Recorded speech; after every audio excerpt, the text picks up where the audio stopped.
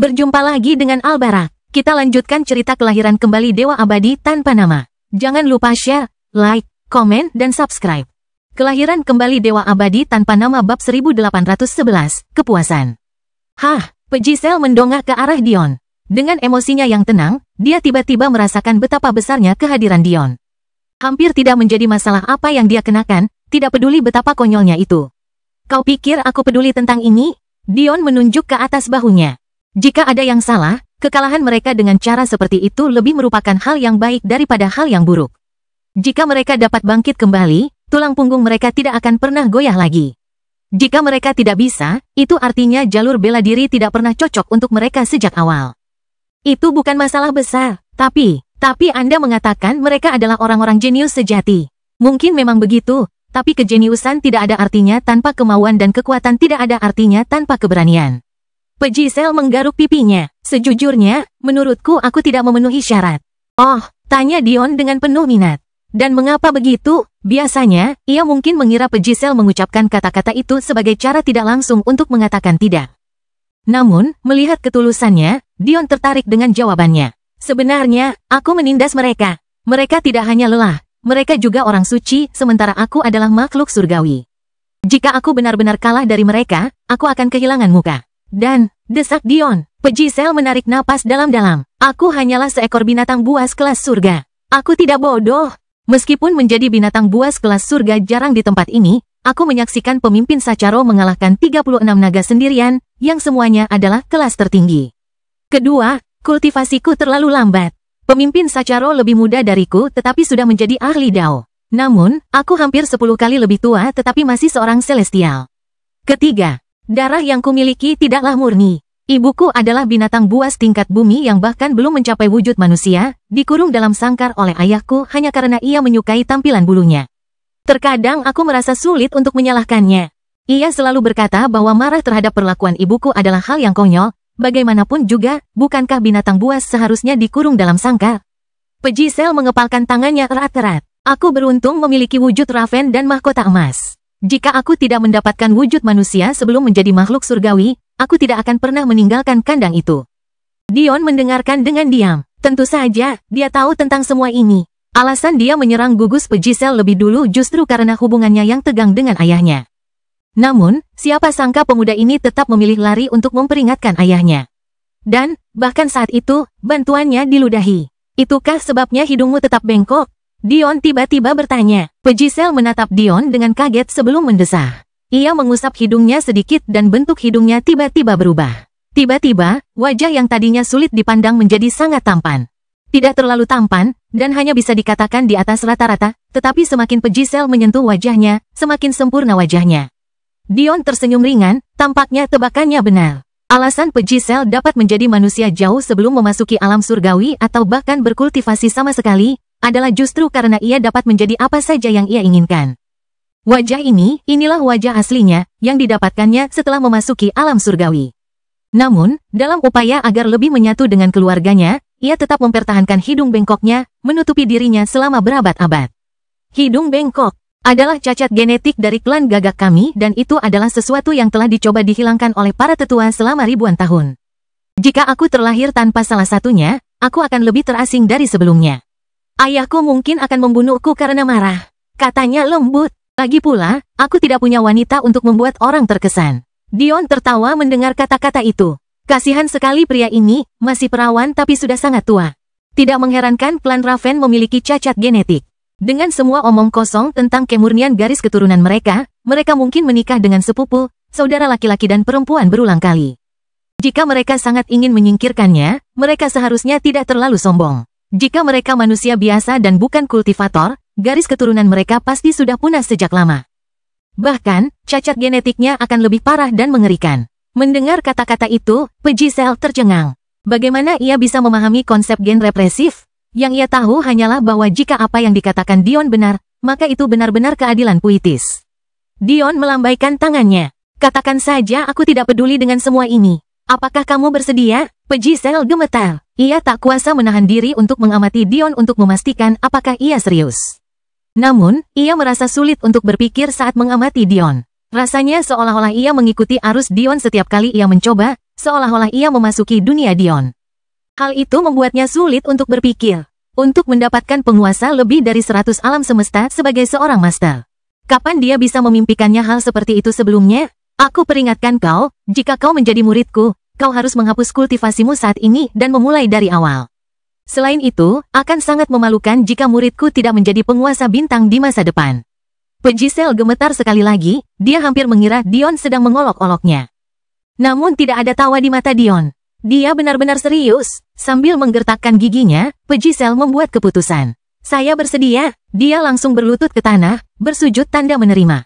Dion tersenyum tanpa menyembunyikan kepuasannya. Dengan gerakan tangannya, sebuah kehadiran jiwa yang luar biasa meledak. Ratusan ribu susunan muncul dari udara tipis, membuat Pejisel benar-benar terkagum. Ia tidak pernah tahu bahwa jalan terbesar gurunya sebenarnya adalah jiwanya. Ia mendesah, menatap dari lututnya yang terkulai di tanah. Seolah-olah ia telah mengerahkan seluruh tenaganya untuk membuat keputusan ini, dan ia tidak punya tenaga lagi untuk bertahan. Kita harus ingat bahwa dia adalah binatang buas. Mereka semua memiliki bakat jiwa yang menyedihkan, bagaimana dia bisa memenuhi harapan tuannya? Ada sangat sedikit pengecualian untuk aturan ini. Bahkan dengan semua yang telah dilihat Dion sepanjang hidupnya, ia hanya bertemu dua, Celestial Deer dan Dream Pandas. Kelahiran kembali Dewa Abadi tanpa nama bab 1812, produk. Tentu saja, itu bukan hal yang mustahil. Bagaimanapun, untuk bisa melampaui, jiwa seseorang harus mencapai standar tertentu. Namun, penting juga untuk diingat bahwa seseorang tidak harus memahami komet, bulan, planet, dan ki jiwa agar jiwanya bisa mencapai standar ini. Permintaan Dion tampaknya jauh dari jangkauannya. Lebih buruk lagi, dia harus menghapus kultivasinya juga, kenyataan yang membuatnya mendesah. Namun, dia juga sudah menduga hal ini. Bagaimanapun, dia hanyalah Celestial Orde keempat. Ini sudah cukup untuk membuat bakat-bakat klan Raven menangis. Tetapi di hadapan Dion, apakah itu sepadan? Pejisel menyingkirkan pikiran-pikiran itu dari benaknya. Pemimpin Sacharo, atau lebih tepatnya, tuannya, bukanlah orang bodoh yang tidak mengerti hal-hal ini. Dia pasti punya alasan sendiri untuk begitu percaya padanya. Alih-alih berpikir terlalu banyak, ia langsung menyaksikan dengan kagum dan puluhan ribu jenius itu lenyap sekaligus. Detik berikutnya, bahkan darah dan baunya pun lenyap, tak menyisakan siapapun kecuali Dion dan Pejisel. Di saat yang lain, tangan Dion kembali melambai ketika sejumlah tanaman herbal bermunculan. Bentuk mereka berkelebat, hanya untuk kemudian langsung diselimuti oleh susunan Dion dan terpecah menjadi titik-titik cahaya yang indah. Mereka berkilauan di bawah kendali Dion, berputar bersama saat Ki melonjak. Hanya dalam beberapa detik, sebuah pil yang indah muncul, bersinar dengan kilauan yang berkilauan. Pejisel hampir tidak percaya dengan apa yang baru saja dilihatnya. Meramu pil tanpa kuali, menggunakan formasi dalam alkimia, menyelesaikan pil hanya dalam beberapa detik. Tiba-tiba, lonceng surgawi berdenting di langit di atas. Pil itu dibanjiri cahaya, sekali, dua kali, tiga kali, baru pada saat mandi cahaya ke-9, pil itu akhirnya berhenti. Oh, pil satu dengan diri sendiri. Lapisan ke-9 dari tingkat sempurna. Pejisel mengusap matanya, menatap tajam ke-9 lingkaran cahaya yang melayang di atas pil itu. Pil kelas atas sudah memiliki kemurnian antara 90–100%. Namun pil kelas sempurna berada satu tingkat di atasnya, diperkuat dari efek aslinya. Pil yang diperkuat 9 kali lipat hampir tidak pernah terdengar. Oh, sepertinya aku sudah membaik lagi. Jangan terlalu terkejut, ini hanya pil pembersih kultivasi tingkat Grandmaster. Karena sudah diperkuat dengan efek ini, rasanya seperti terlahir kembali. Meridianmu akan kembali ke keadaan sebelum matang dan semua kotoran di tubuhmu akan tersapu bersih. Dion sendiri tidak mengetahui efek dari pil yang diperkuat 9 kali lipat. Ia terpaksa menggunakan deteksi dari Dao of Array Alchemy untuk memahami seluk-beluknya. Keterampilan yang sama yang ia gunakan di Golden Flame Mystical World untuk mengidentifikasi pil Martial Saint. Jika seseorang meminum pil ini sebelum mulai berkultivasi, mereka dapat menyelesaikan alam formasi meridian hanya dalam beberapa jam, mungkin beberapa menit jika mereka cukup jenius. Aku harus memastikan untuk membuat satu untuk Alona kecil, kurasa aku juga bisa membuat beberapa juta pil, aku hanya perlu meminta Ellie untuk menduplikasi bahan-bahan yang cukup. Bibir Pejisel berkedut, tiba-tiba ia menyesali kemalangannya, mampu membuat pil seperti itu dalam beberapa detik. Bahkan, ia tahu Dion memperlambat langkahnya agar ia bisa menonton. Bagaimana ia bisa menyamai master seperti itu? Hanya pil tingkat Grandmaster? Di klan Raven, seorang alkemis Grandmaster akan disembah bahkan melebihi patriark. Pejisel menerima pil itu dengan sungguh-sungguh. Ia hampir merasa tidak enak memakan harta karun seperti itu, tetapi ia menggertakkan giginya pada akhirnya, mengingat bahwa Dion tidak begitu peduli tentang itu. Begitu zat itu memasuki tubuhnya, dia merasakan tahun-tahun kultivasinya terhapus. Dia sudah menduga akan merasakan sakit, setidaknya begitulah cara kerja pil pembersih kultivasi klan Ravennya, namun dia tidak merasakan apapun selain kenyamanan. Bahkan, dia merasa anehnya nyaman. Oh, saya lupa menyebutkan efek terakhir. Penghilangan kultivasi secara menyeluruh sebenarnya adalah cacat pada pil asli. Niat awal pembuat formula tersebut adalah untuk membuat pil yang dapat merampas kultivasi dari satu orang dan memberikannya kepada orang lain, tetapi ia gagal. Pada akhirnya, satu-satunya hal yang dapat mencapai prestasi itu adalah benih iman dari keberadaan yang lebih tinggi sebelum ia melewati siklus reinkarnasi. Tetapi tidak ada keberadaan yang lebih tinggi yang bersedia untuk itu. Dion mendesah, mengingat Jade dan memejamkan matanya. Tidak ada keberadaan yang lebih tinggi selain dia. Sambil menggelengkan kepalanya, Dion melanjutkan. Lupakan saja. Melihat tuannya tidak mau membicarakannya, Pejisel tidak mengatakan apa-apa dan terus mendengarkan. Intinya adalah bahwa ketika diperkuat hingga 9 kali, meskipun pil ini masih belum dapat melakukan apa yang awalnya dimaksudkan, pil ini akan tetap memberi manfaat besar bagi Anda. Ia akan mengambil semua kultivasi ki Anda dan mengubahnya untuk memperkuat tubuh Anda. Ia akan meningkatkan tingkat meridian dan konstitusi Anda secara keseluruhan. Apapun yang tersisa akan memperkuat tubuh Anda. Meskipun Anda mengorbankan sesuatu, Anda akan menerima banyak hal sebagai balasannya. Dion tiba-tiba menemukan kunci untuk meningkatkan fondasi aliansi mortal. Dia benar-benar mengingatkan dirinya sendiri untuk tidak pernah mengabaikan jalur jiwanya lagi. Sebagai hasil dari dua binatang berjenis burung, meskipun tubuh Pejisel masih relatif lebih kuat daripada manusia pada umumnya, itu tidak terlalu berlebihan. Faktanya, tulang-tulangnya cukup ringan dan sebagian besar berongga, yang sangat membantu kelincahannya, tetapi merupakan faktor pembatas kekuatannya. Namun, untuk pertama kalinya, Pejisel merasa bahwa semua ini tidak penting. Tubuhnya dipenuhi dengan kekuatan, menghancurkan dinding-dinding alam berikutnya satu demi satu sebelum akhirnya mencapai puncak alam Sein. Untuk beralih dari kultivasi tanpa tubuh, ke puncak alam suci hanya dalam beberapa jam, Pejisel merasa seperti sedang bermimpi. Seperti banyak kultivator lainnya, Pejisel mengandalkan efek pasif kultivasi ki untuk memperkuat tubuhnya. Pada dasarnya, meskipun tubuhnya relatif lebih kuat daripada non-kultivator, ia tidak akan pernah bisa menandingi kultivator tubuh sejati, apalagi pemurni tubuh seperti Dion. Kelahiran kembali Dewa Abadi tanpa nama bab 1813, terlalu banyak. Tetapi sekarang, kultivasi ki-nya hampir dikorbankan di sebuah altar demi tubuhnya yang jauh lebih baik. Sebelumnya, meridiannya berada di kelas 3, tetapi sekarang berada di kelas 1. Serat ototnya telah menjadi seperti kabel baja berulir, penuh dengan ledakan dan kekuatan. Selain itu, dia samar-samar dapat merasakan bahwa mata pikirannya lebih sensitif daripada sebelumnya. Budidaya apapun yang dilakukannya sekarang akan memakan waktu yang jauh lebih sedikit daripada sebelumnya. Pil ini benar-benar memiliki efek ajaib. Tetapi harga untuk menerima manfaat tersebut juga mahal. Jika seseorang ingin meningkatkan bakat mereka dengan metode ini, berapa lama waktu yang dibutuhkan orang yang tidak berbakat untuk mencapai alam surgawi? Dan bahkan jika mereka berhasil, apakah mereka akan memiliki ki sebanyak Pejisel yang merupakan seorang jenius tingkat keempat terlepas dari keadaan pendidikannya? Mata Pejisel berbinar karena kegembiraan. Menundukkan kepalanya sekali lagi, ia berbicara dengan kebahagiaan murni. Terima kasih guru, Dion tersenyum. Itu baru hadiah pertama. Bagaimana mungkin aku memberikan sesuatu yang kubuat begitu saja kepada muridku? Dengan sebuah pikiran, indera ketuhanan Dion menjangkau ke sebuah laboratorium penelitian tertentu. Diam-diam mengambil setetes madu lebah Ratu Giok tanpa mereka sadari. Kemudian, ia mengambil sebuah pil tertentu, yang penuh dengan aura yang menindas. Itu tidak lain adalah pil Martial Sein. Pil itu dengan santai melayang ke tangan Pejisel. Ambil ini dahulu, lalu bersiaplah menerima setetes madu ini beberapa saat kemudian. Pejisel menatap pil besar di tangannya. Entah mengapa, meski terlihat jauh lebih tua dan kurang cemerlang dibanding pil milik gurunya, pil itu tetap membuat hatinya bergetar tak terkendali. Ia bisa tahu bahwa pil ini jauh melampaui nilai pil pembersih kultivasi. Dan madu itu, bukankah itu madu Ratu Giok? Dengan sikap serius dan diam, Pejisel langsung menelan pil itu. Dalam sekejap, meridiannya berdenyut bangun dengan kekuatan hidup yang dahsyat. Dion memperhatikan dalam diam, fokus penuh. Efek pilnya mengejutkan bahkan baginya. Sebelumnya, peningkatan terbaiknya adalah 3 kali lipat, dia tidak menyangka akan langsung melonjak hingga 9 kali lipat. Meskipun itu hanya pil tingkat Grandmaster, itu tetap signifikan seperti yang terlihat dari kemampuannya yang menantang surga. Hal itu membuatnya berpikir, mungkin ada beberapa kemungkinan lain yang belum pernah terpikirkan sebelumnya. Misalnya, Bagaimana jika efek dari Jade Honey dan Martial Saint Pill digabungkan? Karena pil pembersih kultivasi, meridian Peggisel telah dikembalikan ke keadaan belum matang. Membuat ini saat yang tepat untuk meminum pil Martial Saint. Biasanya, madu giok cukup untuk langsung menaikkan meridian seseorang satu tingkat. Namun, hal itu tidak dapat dilakukan jika meridian seseorang sudah berada di tingkat pertama.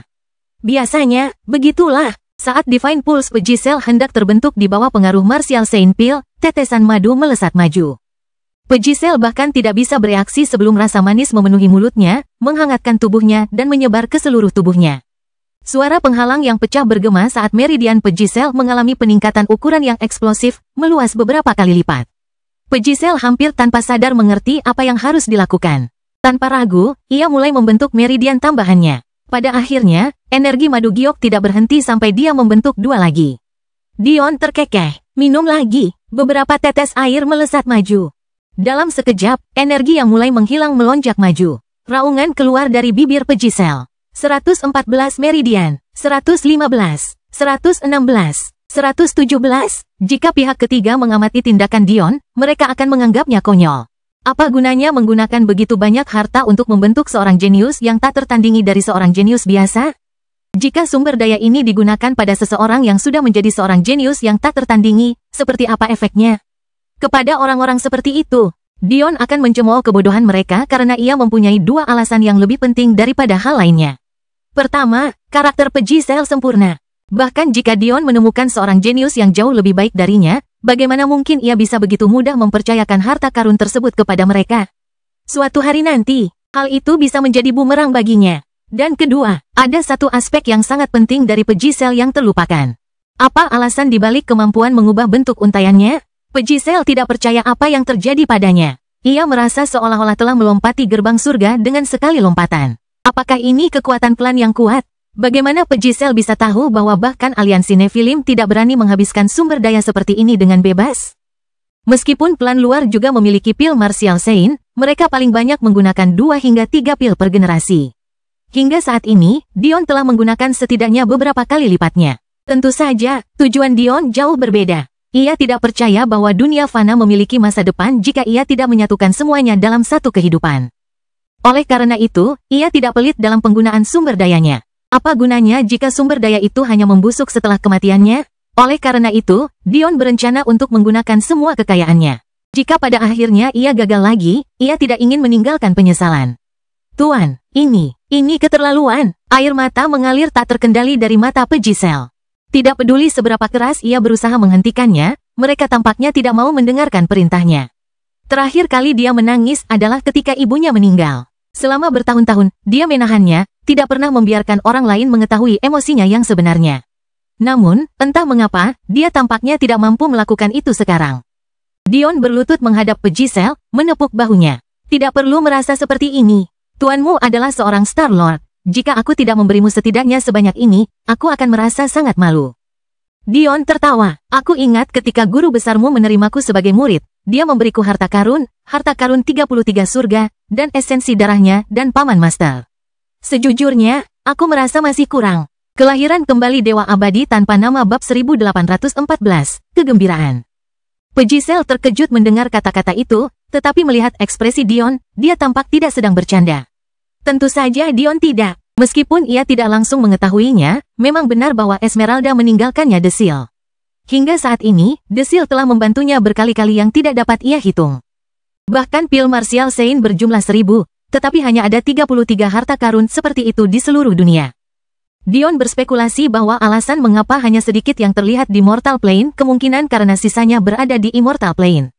Namun, hal itu tidak menjadi masalah baginya sekarang. Tapi guru, bahkan jika itu benar, bukankah sumber daya ini akan lebih baik digunakan untuk orang lain? Dion menggelengkan kepalanya. Sepertinya kamu masih belum sadar.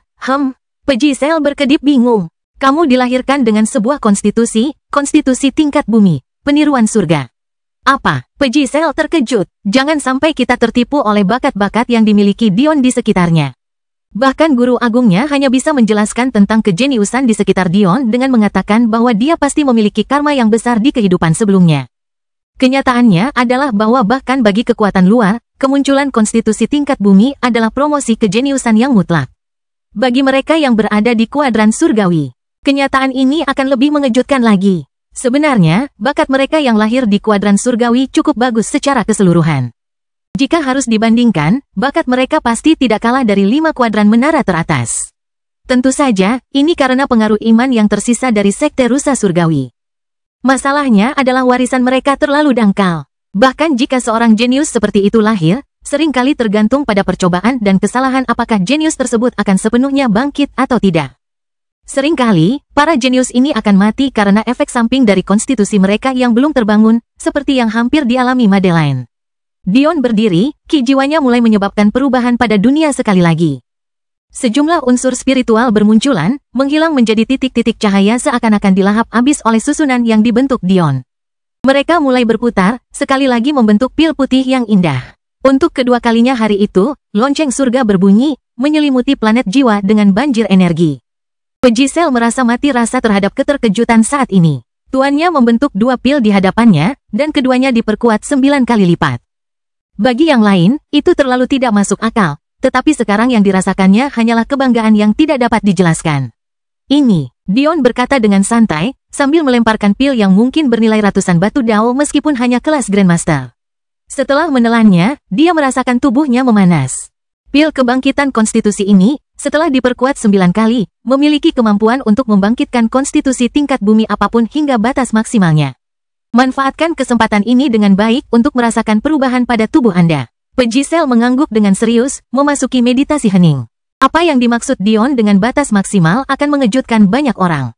Itu pada dasarnya berarti bahwa Giselle tidak perlu memahami konstitusinya secara perlahan seperti yang dilakukan Dion atau istri-istrinya, ia akan langsung mengakses setiap kemampuannya. Itu mirip dengan Dion yang mencapai alam sutra takdir dari tubuh berlian titannya begitu ia membangunkannya. Tentu saja, ini hanya berhasil karena konstitusinya adalah tingkat bumi, sesuatu yang ironisnya membuat Dion senang. Penetapan tingkatan konstitusi diputuskan oleh iman yang dikumpulkan oleh pemilik sebelumnya. Hal ini memungkinkan surga untuk memilih tingkat kepentingannya, sehingga mengubah seberapa mudah atau sulitnya untuk bangkit demi menjaga keseimbangan. Kita mungkin mengira ini berarti konstitusi Giselle relatif tidak berguna dibandingkan dengan yang lain, tetapi kegembiraan di mata Dion menceritakan kisah yang sama sekali berbeda. Giselle segera terbangun, kegembiraan di matanya semakin tajam. Mimikri surga memiliki 3 tahap total. Dion mulai menjelaskan, tahap pertama adalah tahap outer shell. Pada tahap ini, Anda dapat mengubah penampilan luar Anda agar sesuai dengan apapun. Dalam hal ini lebih seperti proyeksi luar, bukan perubahan tubuh Anda yang sebenarnya. Orang lain menganggap Anda telah berubah, tetapi Anda belum benar-benar berubah. Tahap kedua adalah tahap inner shell. Pada tahap ini, Anda bahkan dapat mengubah cara kerja bagian dalam tubuh Anda, mulai dari jalur meridian hingga pembuluh darah. Di sini, perubahan Anda bukan lagi ilusi, melainkan perubahan sejati yang membutuhkan energi untuk bertahan. Tahap ketiga adalah tahap inti. Pada tahap ini, kemampuan meniru Anda mencapai tingkat yang belum pernah terjadi sebelumnya. Bahkan meniru jalur bela diri, hati Dao, atau pemahaman Dao orang lain bukanlah hal yang mustahil. Dalam pertempuran, Anda dapat meniru gaya bertarung dan bahkan teknik orang lain dengan sempurna. Itu adalah kemampuan yang menantang surga. Meskipun Giselle samar-samar memahami hal-hal ini, setelah mendengarkan semua yang diuraikan di hadapannya, gemetarnya malah bertambah hebat. Kau pasti bertanya-tanya mengapa kemampuan seperti itu hanya ada di tingkat bumi? Mungkin sulit bagimu untuk membayangkan bahwa ada konstitusi yang lebih baik, bukan? Giselle tanpa sengaja mengangguk. Sebenarnya ada banyak alasan. Beberapa alasan konvensional sudah diterima sejak lama, dan saya juga punya beberapa alasan yang tidak terpikirkan oleh orang lain. Ini akan menjadi pelajaran pertama Anda, jadi dengarkan dengan saksama. Guru tidak akan selalu punya waktu untuk membimbing Anda dengan tekun, jadi anggaplah saat-saat seperti ini dengan serius. Anggukan Giselle makin kuat, tatapannya makin serius. Alasan pertama adalah karena kesulitan dalam peningkatan. Lebih dari 99% dari mereka yang membangkitkan konstitusi ini tidak akan pernah melewati outer shell. Dengan demikian, iman yang mereka kumpulkan dalam hidup mereka terbatas. Bagaimanapun, paling banter, dengan kemampuan meniru yang dangkal seperti itu, mereka akan menjadi mata-mata yang baik, tetapi akan sulit untuk menjadi sesuatu yang lebih hebat. Mata Giselle membelalak, tiba-tiba merasa jauh lebih bersyukur atas pil Dion. Namun, dia masih penasaran. Mengapa begitu, Guru? Ada beberapa teori. Tetapi alasan utama dan yang diterima adalah bahwa terlalu sulit untuk mencapai kondisi di mana Anda dapat melepaskan segala sesuatu yang membuat Anda menjadi diri Anda. Tahap kedua dan ketiga konstitusi Anda seringkali menyebabkan banyak orang kehilangan arah. Ini mengarah ke alasan kedua. Kelahiran kembali Dewa Abadi tanpa nama bab 1815, mekanisme. Bahkan mereka yang cukup berbakat untuk mencapai tahap kedua atau ketiga sering mati karena penyimpangan kultivasi. Jika seseorang terlalu bergantung pada tiruan mereka, jalan mereka sendiri akan runtuh. Begitu seseorang mulai meragukan jalan bela dirinya, kematian sudah di depan mata. Pejisel menarik napas dalam-dalam untuk memahami. Tidak heran mengapa konstitusi yang luar biasa seperti itu tidak dapat naik melampaui tingkat bumi dan memperkuat dirinya lebih jauh. Alasan ketiga adalah teori pribadi saya dan saya yakin itulah alasan yang paling penting. Pejisel memfokuskan segalanya pada kata-kata Dion selanjutnya. Mereka yang memiliki konstitusi seperti Anda terlalu mengandalkannya tanpa memahami mekanisme yang mendasarinya. Mekanisme yang mendasarinya, mata Pejisel kehilangan fokus. Sekarang setelah dipikir-pikir, apakah dia pernah dengan sengaja memikirkan cara kerja konstitusinya? Tidak, dia tidak pernah. Dia hanya melihat sesuatu yang ingin ditirunya, lalu melakukannya. Bahkan semua ini berkat bakatnya. Semua orang dengan konstitusi tingkat bumi terlahir dengan meridian tingkat 3. Seperti semua pemegang konstitusi tingkat surga terlahir dengan meridian tingkat 2 dan seterusnya, tetapi bakat sejati Pejisel terletak pada pemahamannya. Ia berhasil memasuki tahap cangkang luar bahkan sebelum konstitusinya sepenuhnya terbangun. Namun, gurunya kini memperingatkannya tentang hal ini. Jika ia terlalu mengandalkan bakatnya, nasibnya tidak akan berbeda dengan masa lalu. Jika ia memahami mekanisme yang mendasarinya, maka ia dapat dengan mudah memisahkan mana kekuatannya dan mana yang dipinjam oleh orang lain. Dengan begitu, ia akan lebih mungkin bertahan hidup di masa depan. Guru, tolong ajari saya, kata Pejisel dengan antusias. Dion tersenyum. Metode ini tidak hanya akan membantumu mempertahankan jalur bela dirimu sendiri di masa depan, tetapi juga memungkinkanmu untuk secara bebas menggabungkan pikiran orang lain ke dalam pikiranmu sendiri. Sehingga kamu dapat mengambil apa yang kamu butuhkan dan membuang apa yang tidak kamu butuhkan. Tahukah kau mengapa aku menghabiskan begitu banyak sumber daya untukmu? Selain karena kau adalah murid pertamaku. Melihat Pejisel menunggu dengan penuh harap, Dion tak kuasa menahan penjelasannya. Alasan terakhir mengapa konstitusi Anda tertahan di tingkat bumi adalah karena efek lingkaran setan. Karena alasan-alasan yang disebutkan sebelumnya, konstitusi Anda tertahan di tingkat bumi. Tetapi pada saat yang sama, konstitusi Anda memiliki keterbatasan besar lainnya, tidak mungkin bagimu untuk meniru apapun di luar dirimu sendiri. Artinya, jika seseorang menggunakan pemahaman yang lebih tinggi darimu untuk menguasai suatu teknik, kamu tidak memiliki kesempatan untuk menirunya. Jika seseorang memiliki meridian kelas 1, kamu tidak memiliki cara untuk membentuk tubuhnya dengan sempurna. Begitu seterusnya, apakah Anda melihat masalahnya sekarang? Ya, Pejisel berpikir keras. Untuk membuat konstitusi kita kuat, kita perlu meniru hal-hal yang kuat. Namun karena kelemahan bawaan kita, kita terbatas dalam hal apa yang dapat kita tiru. Yang pada gilirannya membuat kita terjebak di tingkat bumi, yang selanjutnya membuat kita tidak dapat meniru hal-hal yang kuat. Setelah sampai pada kesimpulan ini, tubuh Pejisel bergetar sekali lagi, mengingat kembali tindakan Dion. Dion mulai tertawa terbahak-bahak. Aku ingin melihat siapa yang mungkin bisa menghentikanmu untuk meniru mereka sekarang setelah kau mencapai True Deity Grade dan memiliki 117 meridian. Dengan kemampuan pemahaman bawaanmu, kau akan menjadi yang tak terkalahkan dalam ranah kultivasimu. Pejisel mengepalkan tangannya erat-erat, mengukir kebaikan Dion di dalam hatinya. Ia tidak akan pernah melupakan hari ini. Baiklah, sekarang mari kita mulai dengan meletakkan dasar yang kamu perlukan. Pelajaran pertama kita, biologi sekolah dasar. Dion tersenyum licik. Awalnya, Pejisel sangat gembira. Namun, semakin Dion berbicara, semakin banyak garis hitam muncul di dahinya. Apa yang telah dia lakukan? Hai sobat, Dion tersenyum tipis saat ia mengusap kekosongan kegelapan yang tampaknya tak berujung tingginya. Akhirnya setelah mengenakan sesuatu untuk menutupi kesopanannya, dia tampak lebih seperti seorang penguasa sekarang. Tampaknya biru langit bukan satu-satunya warna yang cocok untuknya, atau Madeline dan Ri tidak akan terdiam setelah dia mengenakan jubah ungu tua ini. Memikirkan pakaian luar yang begitu indah, Dion tak kuasa menahan diri untuk tidak mendesah. Dalam pertempuran pertama, dia benar-benar menggunakan pusaka Sekte Rusa Surgawi, pusaka itu hancur di tangannya. Dia benar-benar pewaris yang buruk. Adapun kegelapan luas yang saat ini dia bela, itu tidak lain adalah Battle Cauldron. Bertahun-tahun yang lalu, Dion telah memperoleh kuali raksasa yang luar biasa ini dari warisan Orcus. Saat itu, ia tidak punya pilihan selain membiarkan harta karun pertempuran yang hebat ini berada di sini dan mengeluarkan pil sepanjang hari. Jika bukan karena itu, aliansi mortal tidak akan mampu bertahan. Salah satu kemampuan luar biasa dari Kuali itu adalah kemampuannya untuk meramu pil yang telah diramu oleh tuannya sebelumnya. Pada dasarnya, Kuali itu mampu memutar ulang setiap tindakan yang dilakukan tuannya dengan sempurna dan meramu pil tanpa pemiliknya harus mengangkat satu jari pun. Ini adalah kemampuan yang telah diandalkan Dion selama lebih dari 1 dekade. Namun, Dion juga telah berjanji pada Kuali ini bertahun-tahun yang lalu. Saat ia siap, ia akan mengizinkannya melihat medan perang sekali lagi, sesuatu yang telah lama ia idam-idamkan.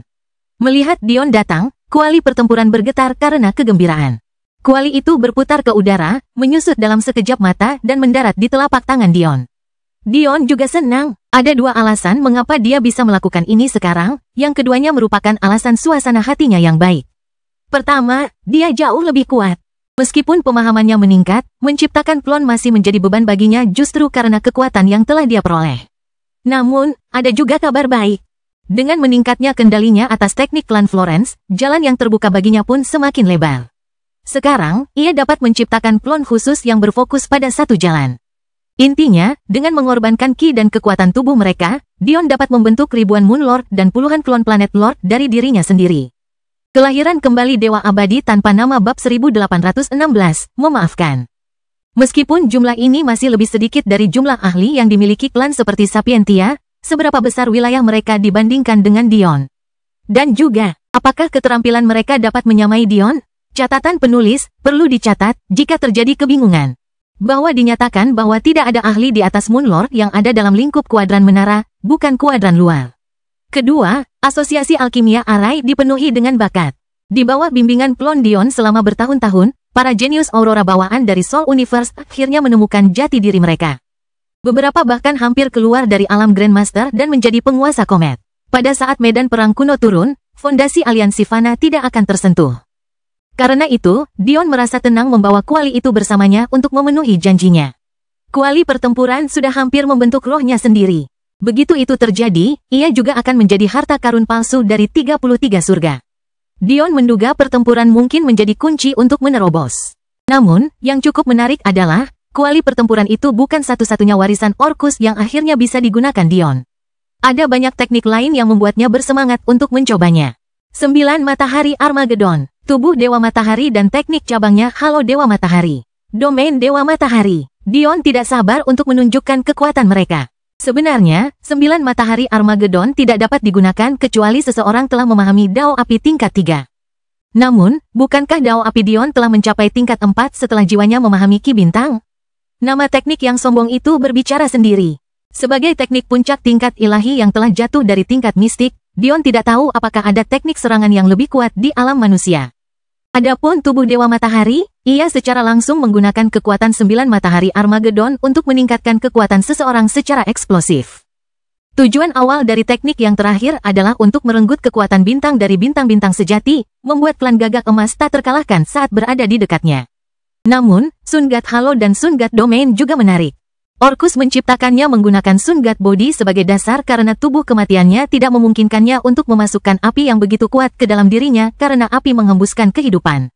Yang pertama mampu langsung memasukkan kekuatan bintang ke dalam teknik apapun untuk meningkatkan kekuatannya secara eksplosif. Yang kedua memasukkan kekuatan bintang ini ke dalam domain seseorang, sekaligus memperkuatnya. Hanya ada satu hal yang memalukan dalam semua ini. Meskipun ia sering melanggar aturan, ketika ia tidak berada dalam situasi berbahaya, Dion berjanji kepada gurunya untuk terlebih dahulu mencapai alam satu dengan diri sendiri melalui teknik yang dipilihnya hingga tingkat surga. Dia telah menguasai 100 teknik tinju, telapak tangan, gerakan, dan manipulasi energi tingkat umum, belum lagi 900 teknik senjata. Setelah pemahamannya meroket, dia berhasil memahami 100 dan 900 teknik kategori tingkat bumi yang sama meskipun gurunya hanya mengharapkan dia melakukan 20 dari masing-masing teknik. Kemudian, ia menggunakan kitab jiwa untuk memahami 100 dan 900 teknik tingkat surga dari kategori yang sama hingga ke tingkat puncaknya. Pengalaman ini membuatnya menyadari betapa dalamnya warisan sekte rusa surgawi. Ah, lupakan saja, Tuan akan memaafkanku jika aku bersenang-senang sedikit, kan? Dion menyeringai. Dion telah memahami begitu banyak teknik Earth Grade dengan sangat cepat berkat Soul Tome. Meskipun lebih sulit untuk mencapai One with Self Realm setelah mengandalkannya untuk menyempurnakan pemahaman, Dion menemukan bahwa penghalang itu masih sangat tipis. Hasilnya, hanya dalam waktu 1 bulan, Dion berhasil menembus alam satu dengan diri sendiri dalam semua 1300 teknik. Atau lebih tepatnya, kloningannya berhasil. Dia terlalu sibuk dengan liburannya untuk peduli. Mungkin akan lebih cepat jika dia bertindak secara pribadi. Dia mengulangi proses tersebut dengan teknik Heaven Grade tepat setelahnya. Meskipun dia merasa penghalang itu beberapa kali lebih tebal, dia tidak merasa itu mustahil. Dia sudah merasakan beberapa inspirasi untuk beberapa hal. Menurut perhitungannya, 1 dekade atau lebih akan cukup untuk mencapai alam satu dengan diri di dalam diri mereka semua. Kecuali jiwanya mencapai alam yang lebih tinggi, maka waktunya kemungkinan akan dipersingkat sekali lagi. Dion merasa bahwa ini bukan hanya karena bakatnya sendiri, tetapi karena kitab jiwa tumbuh semakin kuat seiring bertambahnya usia, sehingga pemiliknya tidak lagi dibatasi. Semakin kuat dia tumbuh, semakin kuat pula harta karun dari 33 surga itu. Namun kenyataan ini masuk akal. Ini adalah harta karun yang bahkan membuat para transenden tergiur. Siapa yang tahu berapa banyak perang yang telah diperjuangkan oleh alam abadi untuk memperebutkannya? Jika ini adalah batas kekuatan mereka, itu akan sangat mengecewakan.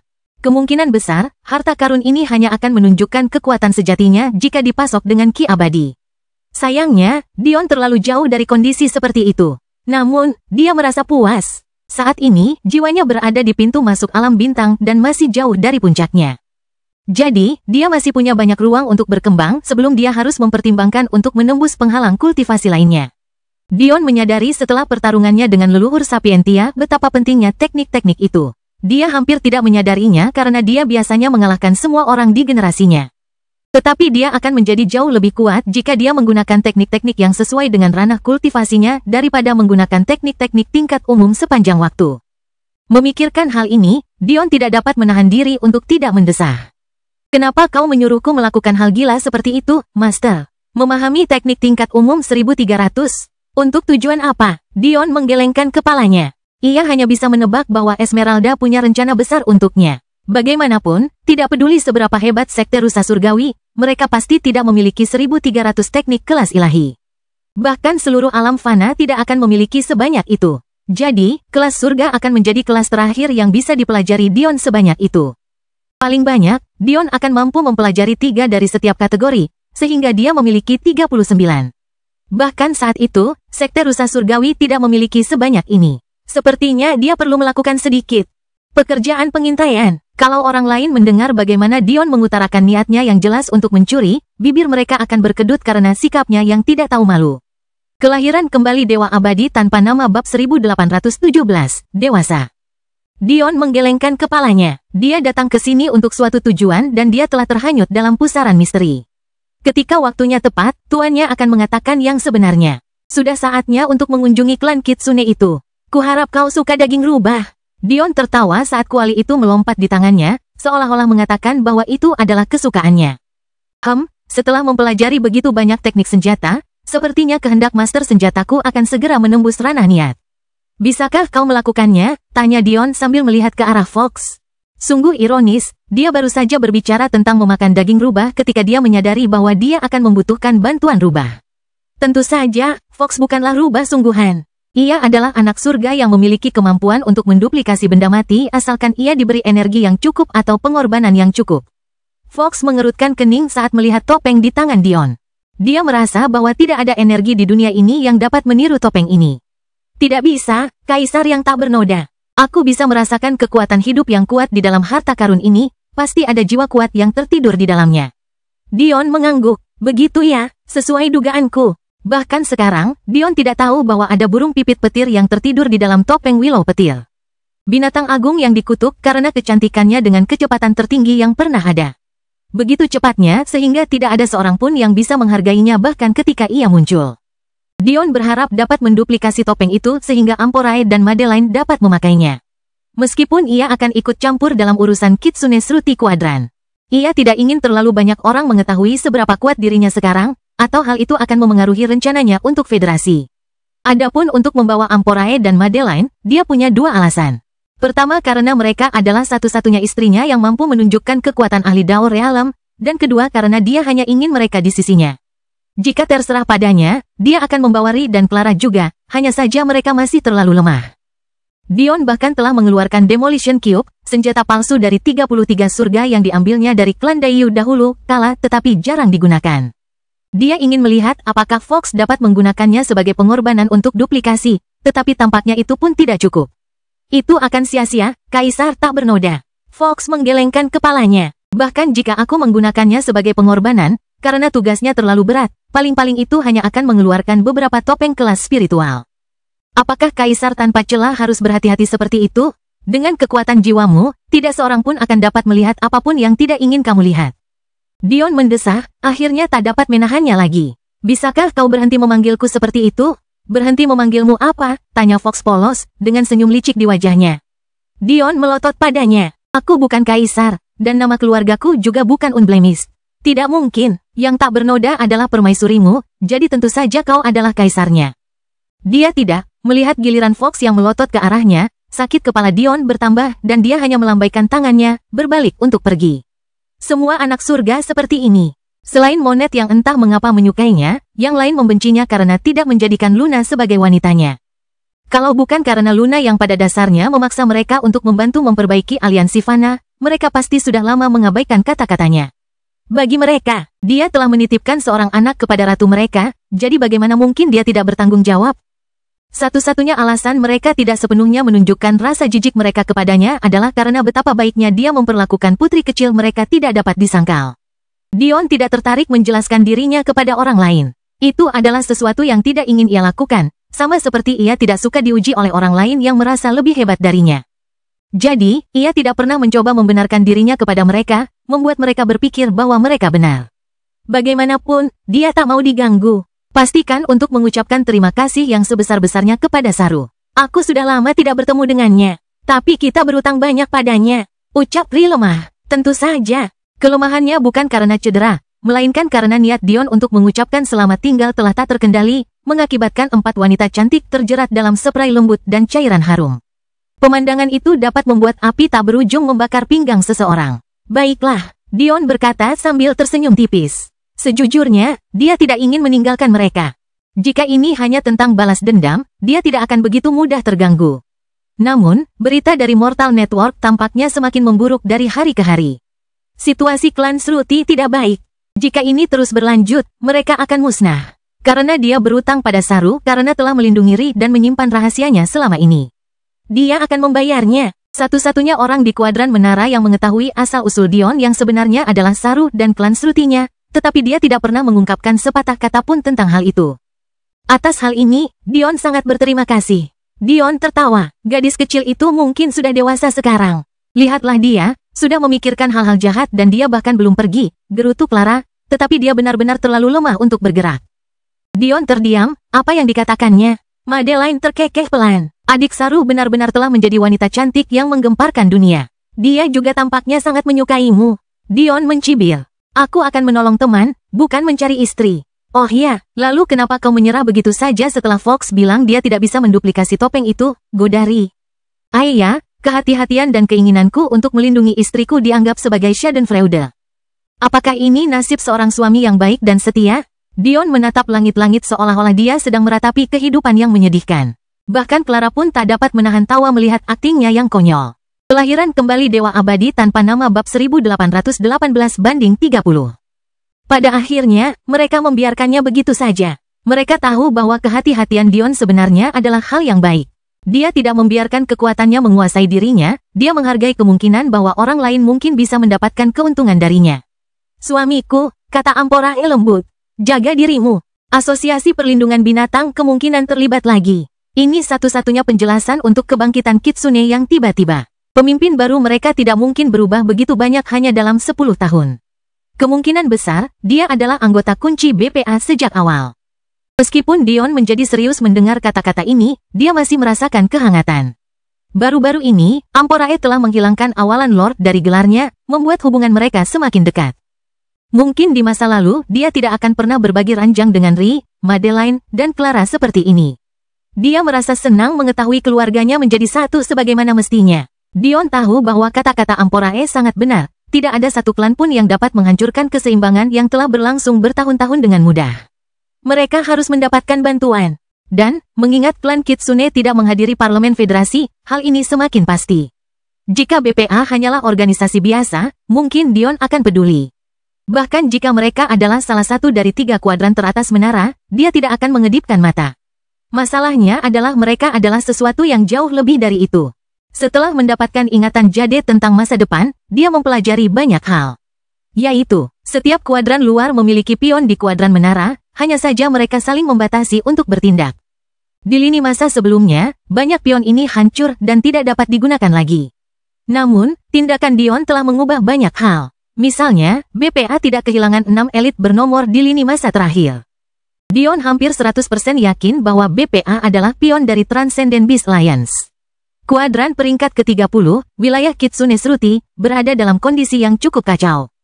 Namun, wilayah inti Shruti tidak banyak berubah. Meskipun suasana hikmat menyelimuti udara, yang menunjukkan bahwa warga Kekaisaran Shruti menyadari situasi buruk mereka, kehidupan masih terus berlanjut. Dion berjalan santai melalui jalanan berbatu, dengan topeng hitam menghiasi wajahnya. Untungnya, topeng Lightning Willow dapat mengubah penampilannya. Terakhir kali Dion menggunakan fitur ini, kultivasinya masih tersegel. Faktanya, itulah hari ketika dia bertemu Mia dan Bella. Mengingat kembali kenangan itu, Dion mendesah. Jika keadaan terus seperti ini, pikirannya tentang Mia dan Bella akan memengaruhi kultivasinya di masa depan. Dia tahu betul bahwa tidak banyak yang bisa dia lakukan untuk menyelamatkan mereka. Bahkan jika dia mengerahkan seluruh kemampuannya, bagaimana dia bisa menghentikan keinginan surga untuk menghidupkan kembali klan Phoenix Gelap? Masalah yang Dion hadapi dengan dirinya sendiri bukanlah apakah ia bisa menyelamatkan mereka atau tidak. Akar sebenarnya dari rasa jijik yang tumbuh di hatinya adalah karena ia tidak melakukan semua yang ia bisa. Jika pada akhirnya dia tetap gagal, ya sudahlah. Namun fakta bahwa dia bahkan tidak mencoba bukanlah sesuatu yang bisa dimaafkan. Dion menolak melakukan kesalahan yang sama lagi. Itulah sebabnya dia berusaha sekuat tenaga untuk membantu Saru dan klan Shruti-nya. Membasmi klan Kitsune hanyalah pelengkap yang sempurna. Ibu kota Kekaisaran Shruti disebut Kota Indra. Di dunia fana Dion, Indra adalah dewa pelindung Hindu, tetapi dalam cerita rakyat Shruti, Indra adalah gajah putih berkepala 5. Sejauh pengetahuan Dion, Saru lahir dengan benih iman Indra, sementara Shruti adalah manusia dengan garis keturunan binatang buas yang mengalir dalam nadi mereka. Dion masih ingat ketika Saru memanfaatkan garis keturunan ini selama pertarungannya dengannya, itu adalah pemandangan yang sangat megah. Biasanya, monster putih sangat langka. Dari semua itu, Dion hanya bisa membayangkan ras naga yang telah punah dan monster surgawi. Namun, dia tidak menganggap Indra sebagai monster surgawi. Paling tidak, garis keturunan Indra dalam pembuluh darah Saru dari Indra Dion tidak terlihat seperti monster surgawi. Kemungkinan besar, Indra adalah pengecualian lain bersama dengan ras naga yang telah punah itu. Meskipun Dion tidak mengerti mengapa surga membuat binatang putih begitu langka, ia cukup tahu bahwa kasus Indra memang langka. Selain itu, kota Indra tidak mengesankan. Kota itu tidak memiliki suasana nyaman dan baru seperti wilayah sekte enigmatik ataupun kemegahan wilayah klan bintang. Seperti ibu kota pada umumnya, kota itu cukup besar, tetapi meskipun rapi di beberapa tempat, ada kemiskinan dan kerusakan di tempat lain. Dion masih tidak berani menyelimuti planet dengan indera ilahinya, tetapi ia dapat mengubah bentuk indera ilahinya menjadi garis-garis peraba. Membuatnya lebih sulit dideteksi namun tetap memungkinkannya memahami apa yang terjadi di kota. Karena ia tidak melakukan perubahan bentuk secara besar-besaran seperti yang ia lakukan di medan perang kuno, ia tidak khawatir orang lain akan merasakannya. Dia tidak punya pilihan selain menyimpulkan bahwa planet jiwanya jauh lebih baik. Tetap saja, dia tidak begitu mengerti mengapa kuadran peringkat ke-30 bisa memiliki ibu kota seperti ini. Sebenarnya, itu tidak buruk. Itu masih dalam batas yang dapat diterima, tetapi itu sangat mengecewakan. Dion menduga hal semacam ini akan terjadi di ibu kota yang berada di peringkat 70-an atau 80-an. Tapi di peringkat 30-an, apa sebenarnya yang dilakukan Kaisar Shruti?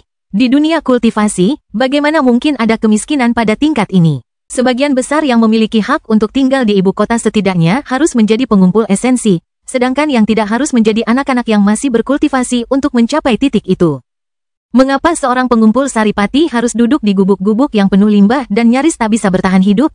Jawaban sederhananya adalah mereka bukanlah pengumpul saripati. Dalam kebanyakan kasus, mereka sama sekali tidak bercocok tanam. Apakah mereka pengungsi dari wilayah luar Shrutis? Mungkin. Mungkin saja.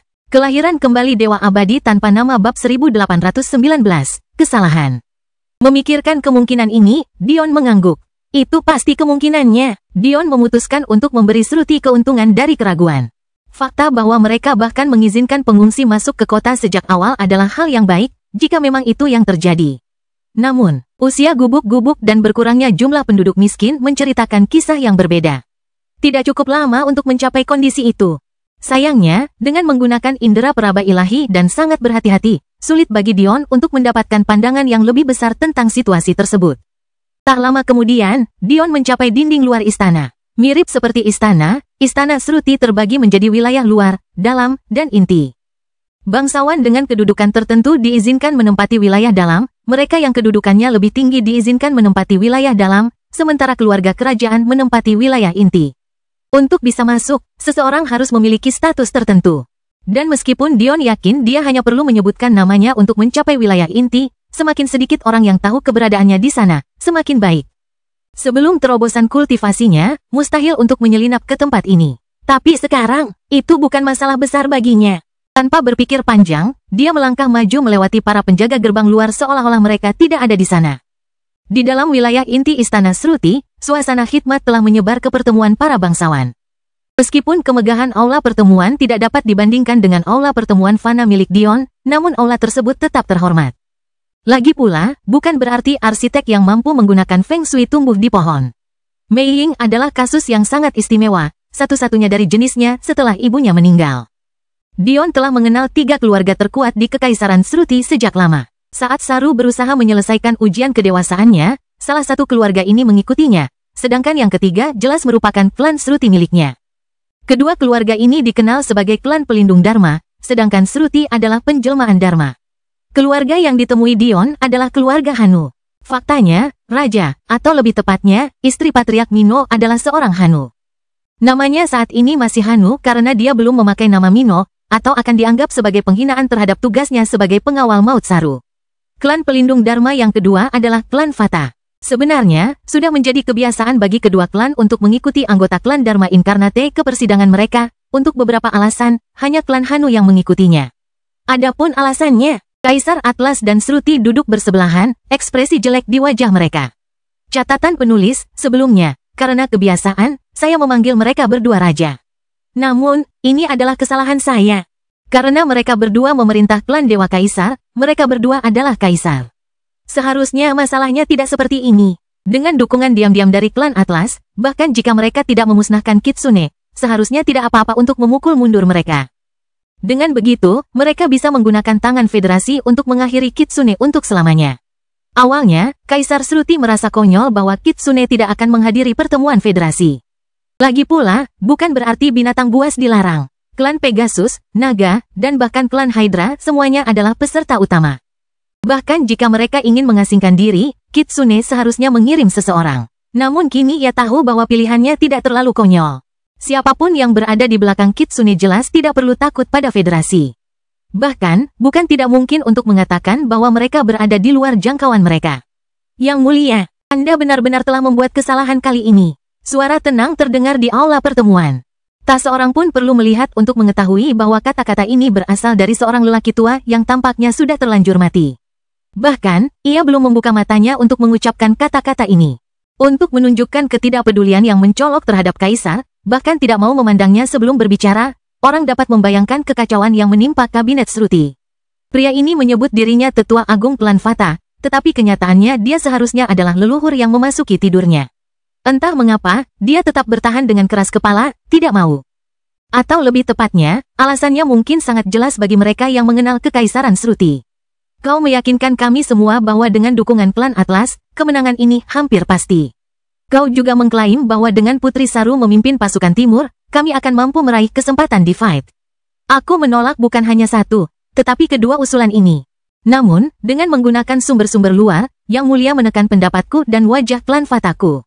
Apakah kau memperlakukanku seolah-olah aku tidak ada di sini? Seorang lelaki tua lain yang hanya tampak sedikit lebih bersemangat daripada Tetua Agung Fata berbicara. Dia adalah kakek Kaisar Shruti, Tetua Agung klan Shruti saat ini. Meskipun kekuatannya tidak setara dengan Tetua Agung Fata, belum sampai pada titik di mana Tetua Agung Fata bisa mengabaikannya sepenuhnya seperti ini. Tetua Agung Hanu menghela napas dan tetap diam. Betapapun kasarnya Tetua Agung Fata, kata-katanya tidak salah. Dalam hal ini, dia tidak bisa maju untuk membela Kaisar dan Tetua Agung Shruti. Apakah aku berbohong? Bukankah aku sudah mengatakan bahwa ada yang salah dengan situasi klan Kitsune? Bukankah aku sudah mengatakan bahwa seorang wanita tidak cocok untuk memimpin laki-laki? Bukankah Yang Mulia menggunakan palu klan Atlas untuk membungkamku? Ekspresi wajah Tetua Agung Sruti berubah menjadi merah, putih, dan ungu. Ia ingin melampiaskan amarahnya, tetapi tidak tahu harus melampiaskannya kemana. Ada yang salah dengan klan Kitsune? Kelahiran kembali Dewa Abadi tanpa nama bab 1820, pada saat itu. Omong kosong, meskipun dia mengatakan itu, alasannya bukan karena dia benar-benar mengira mereka akan kalah, malah dia takut mereka akan menang. Jika mereka mengklaim lebih banyak wilayah di bawah kekuasaan Kaisar Sruti dan Komando Saru, posisi klan Sruti sebagai penjelmaan Dharma tidak akan tergoyahkan selama beberapa generasi lagi. Dia bilang perempuan tidak pantas memimpin? Dia masih saja menyebarkan omong kosong itu? Bertahun-tahun yang lalu, ketika Saru lahir dengan benih iman Indra, Tetua Agung Fata membuat keributan. Mengatakan bahwa itu adalah benih iman untuk laki-laki, jadi bagaimana mungkin seorang wanita mewarisinya? Ia bahkan menyarankan agar benih iman itu diambil darinya dan diwariskan kepada pangeran kecil yang baru lahir dari klan Fata mereka yang juga menunjukkan bakat luar biasa. Kala itu, klan Hanu dan klan Sruti bekerja sama untuk menekan klan Fata, memaksa mereka terdiam cukup lama yang baru muncul kembali saat kunci itu seharusnya diwariskan. Pada saat itu, Tetua Agung Fata sekali lagi bersikeras agar kunci itu diberikan kepada pangeran kecil mereka. Kekaisaran Sruti selalu memiliki penguasa laki-laki, jadi mengapa Kaisar Sruti tampak seperti sedang mempersiapkan seorang permaisuri? Menyulut kemarahan publik, Tetua Agung Fata hampir berhasil. Kekaisaran Sruti terlalu konservatif, bahkan warga yang paling berpikiran terbuka pun tidak dapat membayangkan memiliki seorang permaisuri yang memerintah mereka semua. Sepanjang sejarah mereka, permaisuri selalu menjadi bagian yang tidak terlihat dari kaisar. Namun, tiba-tiba, seorang putri mewarisi benih iman Indra dan kunci mereka. Itu tidak dapat diterima. Pada saat yang sama, sementara keadaan mulai membaik, Tetua Agung Fata melakukan dorongan terakhir, percaya bahwa inilah saatnya klan Fatanya dapat membalikkan keadaan. Ia bersikeras bahwa jika Kaisar Sruti ingin mempertahankan Saru sebagai ahli warisnya, itu bagus. Tetapi jika itu masalahnya, dia harus menikahi pangeran kecil mereka. Seperti yang diharapkan, masalah ini mendapat dukungan publik yang besar. Pangeran kecil itu disebut-sebut sebagai seorang jenius agung yang lahir di bawah tanda keberuntungan yang tidak lebih lemah dari Saru sendiri. Itu benar-benar persatuan surgawi yang akan membawa kemakmuran besar bagi klan mereka. Jika mereka menikah dan memiliki anak, itu tidak diragukan lagi akan mengantarkan garis keturunan baru yang makmur. Para pelindung Dharma dan klan penjelmaan Dharma jarang sekali, bahkan mungkin tidak pernah, menikah campur. Ini adalah aturan tak tertulis yang diberlakukan agar peran mereka dapat seimbang sempurna. Para pelindung Dharma akan menikah dengan sesama anggota klan bangsawan yang lebih rendah, seperti halnya inkarnasi Dharma, tetapi tidak pernah menikah dengan sesama anggota klan. Hal ini memungkinkan pembagian kekuasaan menjadi jelas dan kokoh, sebuah sistem yang telah berjalan selama beberapa generasi. Tetapi, Tetua Agung Fata sebenarnya ingin mematahkan preseden ini. Tidak hanya mendapat dukungan publik, 80% klan bangsawan di dalam tembok istana memihaknya. Mereka tidak percaya bahwa kedua belah pihak salah dan hanya merasa bahwa solusi Tetua Agung Fata adalah yang paling tepat. Di satu sisi, Saru menyimpan benih iman dan kuncinya, sementara penguasa tersembunyi yang sebenarnya adalah pangeran kecil dari klan Fata. Tentu saja, mereka bersikeras agar pangeran kecil mengganti nama belakangnya menjadi Sruti, sesuatu yang dengan senang hati dituruti oleh Tetua Agung. Akan tetapi, Tetua Agung terlalu memaksakan kehendaknya. Setelah terpojok, Kaisar Sruti mengesampingkan harga dirinya dan meminta bantuan saudara iparnya. Begitulah pertunangan antara Saru dan Pangeran Atlas terjadi. Itu benar-benar langkah yang hebat. Bagaimana mungkin klan Fata menolak aliansi pernikahan dengan 9 kuadran teratas? Meskipun permaisuri mereka adalah anggota klan Atlas, hubungan itu terlalu lemah. Lagi pula, di mata Kekaisaran Sruti, seorang wanita tidak berharga meskipun dia cantik. Namun, jika mereka menikah melalui 2 generasi, ikatan tersebut akan menjadi sangat kuat. Setelah pertukaran 2 wanita, fondasi aliansi mereka tidak akan tergoyahkan. Tentu saja, fakta bahwa Saru dan Pangeran Atlas, Adonis, adalah sepupu adalah sesuatu yang tidak dipedulikan oleh siapapun. Bagi para kultivator yang membersihkan diri dengan energi surga, mereka sering mengabaikan hubungan darah selama mereka tidak terlalu dekat. Situasi seperti klan Raven adalah hasil dari sikap berlebihan. Seperti ini, Tetua Agung klan Fata hanya bisa menggertakkan giginya dan terdiam. Dia telah melangkah terlalu jauh dan semua rencananya akan hancur. Jika dia bertindak lebih jauh, dia tidak hanya akan memperdalam permusuhan antara klannya dan Sruti, tetapi juga masyarakat dan para bangsawan mungkin akan menentangnya. Setelah kejadian ini, Tetua Agung mulai mengajari pangeran kecil secara pribadi. Bahkan, pangeran kecil tidak pernah menginjakkan satu kaki pun ke menara, seolah-olah sebagai bentuk solidaritas dengan klannya dan sebagai bentuk protes terhadap ketidakadilan yang dialaminya. Tidak mengherankan jika Kaisar Sruti mengadakan begitu banyak pesta setelah Saru kembali. Penampilannya yang luar biasa begitu menarik perhatian sehingga Tetua Agung hanya bisa menerima tamparan keras di wajahnya dalam diam. Klan Sruti mereka sebenarnya telah melahirkan dewa sejati. Ini adalah sebagian besar alasan mengapa Kaisar Sruti akhirnya melonggarkan kendali atas Saru setelah dia kembali. Bahkan melambaikan tangannya tanpa daya ketika dia berbicara tentang tidak menginginkan pernikahan itu. Penghalang perlindungan yang diberikan oleh pertunangan itu tidak lagi sepenuhnya diperlukan. Namun, keadaan berubah lagi. Kekalahan telak dari Kitsune benar-benar membahayakan kekaisaran Sruti secara keseluruhan. Dan karena ia mendorong hal ini sebagai kaisar mereka, ia menanggung beban kesalahan. Bagian yang paling memalukan adalah ketika Tetua Agung menyebutkan kekalahan Saru saat ia memimpin pasukan timur. Tetapi bukankah mereka semua kalah? Bukankah pangeran kecilmu bersembunyi tanpa melangkah ke medan perang? Keluhan Tetua Agung Fata sudah diketahui banyak orang. Meskipun merupakan bakat paling menonjol di generasinya, ia tidak pernah memiliki kesempatan untuk bersaing memperebutkan posisi kaisar hanya karena nama keluarganya yang pantas.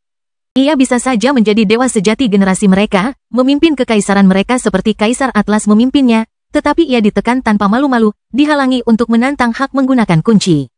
Dia menolak membiarkan cicitnya mengalami nasib yang sama, bahkan jika itu berarti mati tanpa mengumpulkan karma sebagai leluhur. Dia akan menanggung beban itu. Saru diam-diam menggenggam tangan kecilnya, sementara kakaknya, Tek, menepuk-nepuknya pelan untuk menghiburnya. Klan Sruti mereka memang salah beberapa generasi lalu. Tapi itu tidak berarti Tetua Agung Fata benar sekarang. Ayah, tiba-tiba, suara asing memenuhi ruang pertemuan yang sunyi. Dalam sekejap, mata biru Saru bersinar seperti bintang di langit malam. Bahkan dengan suaranya yang ditutupi topeng, bahkan dengan wajahnya yang tertutup, bahkan dengan rambutnya yang berwarna aneh, dia langsung mengenalinya. Sutra hatinya bernyanyi dengan sangat keras hingga tak mungkin orang lain yang menyanyikannya. Kepala sejumlah tetua menoleh ke arah sosok yang sederhana, sambil menggelengkan kepalanya tanpa suara. Bagaimana dia bisa masuk ke sini? Mereka semua langsung waspada. Cerita bersambung. Jangan lupa share, like, komen, dan subscribe. Agar tidak ketinggalan cerita selanjutnya.